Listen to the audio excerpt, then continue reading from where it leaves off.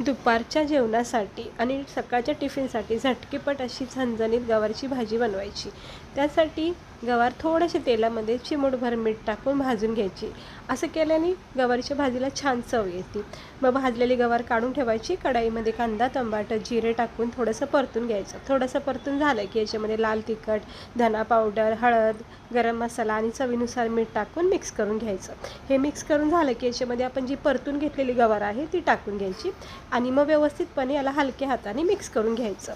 थोडंसं वाफ द्यायची, झाकण ठेवायची आणि एक स्टीम झाली म्हणजे वाफ देऊन झाली की 2 चमचे शेंगदाण्याचं कूट टाकून मस्तपैकी व्यवस्थित मिक्स करून घ्या। खूप छान चवदार, झणझणीत आणि सोप्या पद्धतीची ही गवारची भाजी बनली जाते। फक्त वाफेवर ही भाजी शिजली जाते। अगदी चिमूटभर पाणी टाकायचं, वरून थोडीशी कोथिंबीर टाकायची आणि गरमागरम भाकरीसोबत किंवा टिफिनला रोटीसोबत खूप मस्त भाजी आहे। अशी छान छान रेसिपी बघण्यासाठी चॅनलला सबस्क्राईब करा।